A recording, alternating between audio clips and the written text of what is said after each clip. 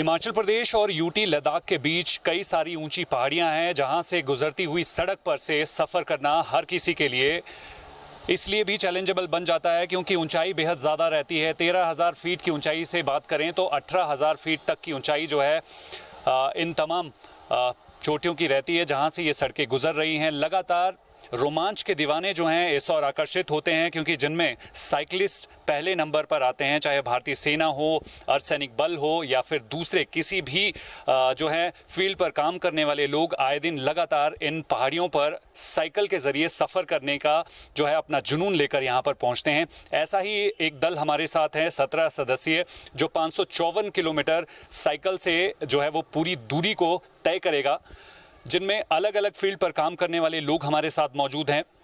आज हम इस रिपोर्ट में आपको बताएंगे कि क्यों ये पूरा का पूरा रूट जो है वो इनको आकर्षित करता है, क्यों इतना चैलेंजेबल जो है इसको पूरा करना रहेगा, क्योंकि 8 दिन इस 554 किलोमीटर को पूरा करने के लिए लगेंगे। तो चलिए बातचीत शुरू करते हैं।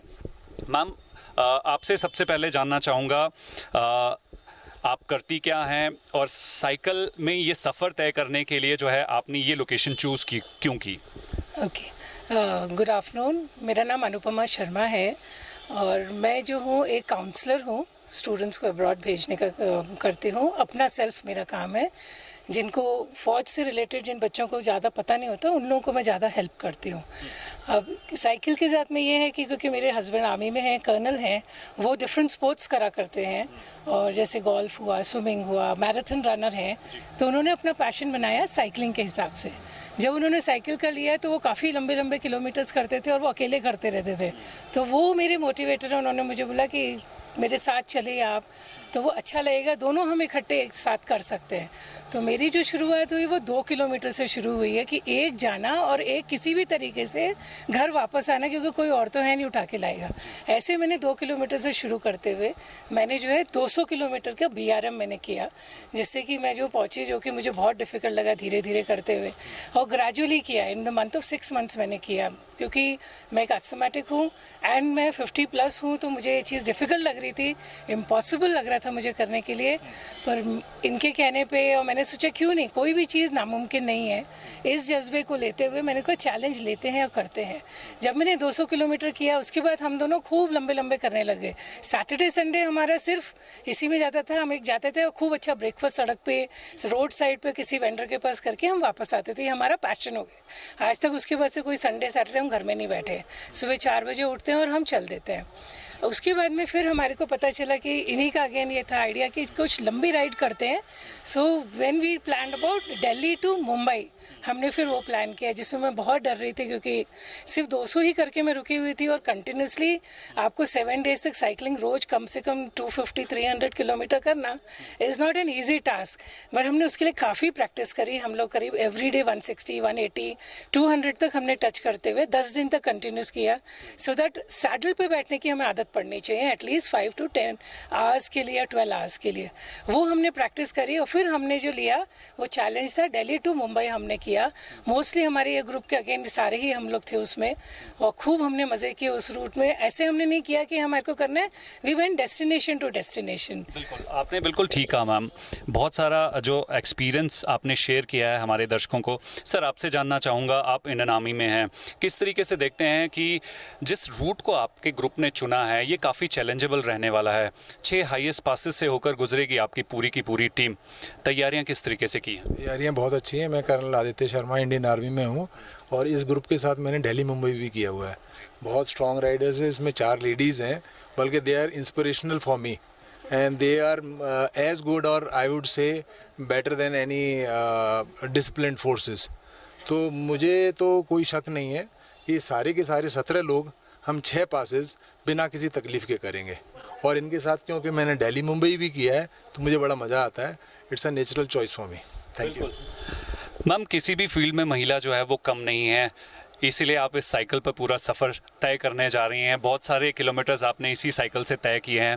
कुछ एक्सपीरियंस शेयर करिए उन लोगों के लिए जो इस वक्त आपको टीवी स्क्रीन पर देख रहे हैं और कितना मुश्किल बन जाता है, क्योंकि घर को भी देखना है, प्रोफेशन को भी देखना है और अपने शौक़ को भी पूरा करना है। सच कहें तो मतलब कभी लगा ही नहीं कि हम साइकिल कर पाएंगे।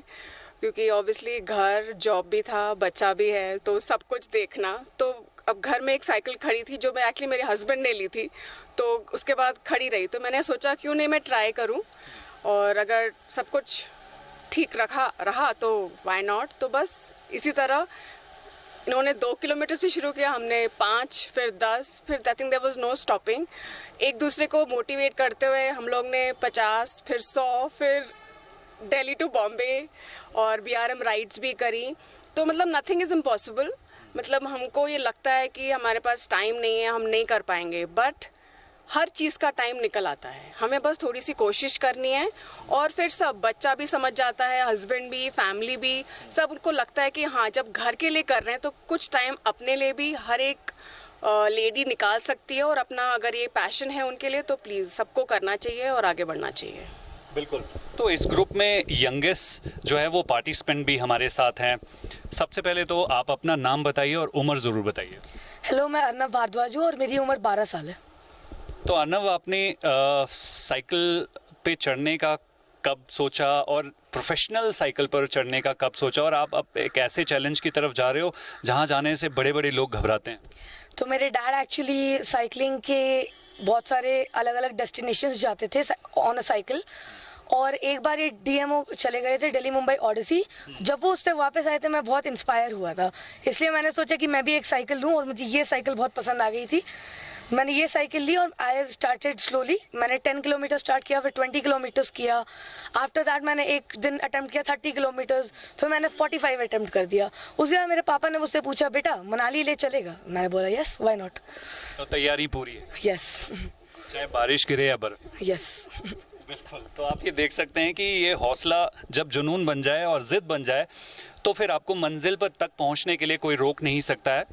सर, आपसे ज़रूर जानना चाहूँगा, आप प्रोफेशनल एथलीट हैं, साइकिल पर अब जो हैं वो एक चैलेंज को एक्सेप्ट कर चुके हैं, कैसे पूरा करेंगे? क्या चैलेंजेस फेस होने वाले, मन में कुछ चल रहा होगा? बिल्कुल भी नहीं। देखो, ये 12 साल का है तो I am 60+। Only one age is just a number, I tell everyone. मतलब I started running at the age of 54। पहले एक साल में एक हाफ मैराथन किया, फिर दूसरे साल में 2, पर पिछले 5 साल में it has become my passion. I have done about 125 marathons. Coming to cycling, it was only last year one of the riders called me up for some work. तो वो बोलता है, सर एक राइडिंग ग्रुप जा रहा है यहाँ से जयपुर, जयपुर से आगरा और आगरा से Delhi, why don't you try. मतलब अगर मैं ये बता रहा हूँ, ये जितने राइडर्स हैं, it's because of dare to gear, जो हमें सपोर्ट और हेल्प मिलता है। अगर आपने पूछा ना आप कैसे जा रहे हो यहाँ, इनके सपोर्ट की वजह से हम लोग जा रहे हैं। हमें ये पता है कि हमें रास्ते में कुछ तकलीफ़ होगी, they are there to help us. और आपने जो एथलीट के बारे में बताया, I never thought about 4 months back कि एक दिन ऐसा भी आएगा I will be representing India. It was only about 15 days back I was in Finland, represented India in World's Athletic Meet, where there were about 7,000 athletes from 90 countries. कहा sir. Ma'am, आपसे जानना चाहूँगा कि बीइंग अ प्रोफेशनल साइकिलिस्ट आपको किन बातों का ख्याल रखना होता है, क्योंकि बहुत सारे लोग आपको इस वक्त टीवी स्क्रीन पर देख रहे होंगे जिनको साइकिलिंग करनी है, लेकिन प्रोफेशनल तरीके से कैसे, क्योंकि सेफ्टी भी बहुत ज़रूरी है, तो उन बातों को ख्याल रखकर आप उनके लिए क्या कहेंगी? प्रोफेशनल साइकिलिस्ट आपने बोला, मुझे पता नहीं मैं प्रोफेशनल साइकिलिस्ट हूँ कि नहीं। I have just started cycling during lockdown, तभी से स्टार्ट किया था। बट लॉन्ग डिस्टेंसेस बहुत अच्छा लगता है। एक्सीडेंट भी हो चुका है, हम में से बहुत लोग हैं जिनका एक्सीडेंट हो चुका है लेकिन द स्पोर्ट इज सच कि हम वापस साइकिलिंग पे आ जाते हैं। एक्सीडेंट होना, हॉस्पिटलाइज होना, that does not deter us to come back to cycling. और स्पेशली इस रूट के बारे में अगर बात करें तो this is like a mecca for all riders. Manali to Leh is something that सब all long distance riders will want to do one day. So, इसी सवाल का जवाब मैं इस वाली साइड से ज़रूर लेना चाहूँगा। मैम, जैसा मैम ने कहा कि ये रूट जो है वो हर किसी के लिए जो है वो आकर्षित करता है और एक फ़ाइनल डेस्टिनेशन तक पहुंचाने की कोशिश करता है। इस रूट पर आप कल से शुरुआत करने जा रहे हो, 8 दिन तक इस रूट पर रहोगे, क्या कहोगे? अगर मैं अपने बारे में बोलूँ तो हाँ, मैंने 6-7 महीने पहले अपनी एक दोस्त को बोला था कि चलो मनाली ले करते हैं। सो आई डोंट नो, और you know I am here today, और हम मनाली ले एक्चुअली में कर रहे हैं। तो अभी यू नो मैं उसी ड्रीम में हूँ एक्चुअली। अभी मैं सोच नहीं पा रही हूँ कि कल हम राइड शुरू करेंगे, and you know but it is going to be a lot of fun definitely. और मैं सबको बोलूँगी कि यू नो ये पैशन ज़रूर होना चाहिए एक लाइफ में। एक आखिरी सवाल का जवाब ले लेते हैं। थोड़ी देर पहले जो है यहाँ पर 12 साल के अनफ थे, उनके फादर से मेरी बातचीत हो रही थी। सर, आप एक बात कह रहे थे कि लोगों पे आप हंसते थे कि क्यों साइकिल पे चलते हैं, गाड़ियों पे घूमने के लिए जाते हैं, फ़्लाइट में बैठो और मिनटों में आप डेस्टिनेशन तक पहुंच सकते हैं। अब आप खुद उसी फील्ड पर आ गए हो। इससे मैं शुरू करने से पहले आपको ये 2 लाइनें अर्ज करना चाहूँगा। राहों में चलती देखी थी कुछ हमने साइकिल के पहिए, जब वो पहिए हमने चलाने शुरू करे तब हमें समझ में आया ये नहीं है हमारे सिर्फ पहिए, ये हमारे हैं भैये। और हमने इन्हीं पे ट्रस्ट करके, विश्वास करके अपने कुछ पकड़ लिए और भैये, और चला दी इन राहों में, फिर से आग लगा दी इन पहियों से हम भैयों ने। क्या बात है। तो आप सभी को मेरी तरफ से शुभकामनाएं, क्योंकि आप एक ऐसे चैलेंज को एक्सेप्ट कर चुके हैं जो काफ़ी चुनौतीपूर्ण रहने वाला है। तो जाहिर तौर पर हमारी कोशिश यही थी कि किस तरीके से ये पहाड़ जो हैं वो एडवेंचर लवर्स को आकर्षित करते हैं, लेकिन उसके लिए क्या कुछ तैयारियां, क्या कुछ जज्बा होना चाहिए, वो दिखाने की कोशिश कर रहे थे। कैमरा पर्सन रवि के साथ संदीप सिंह, जी मीडिया मनाली, हिमाचल प्रदेश।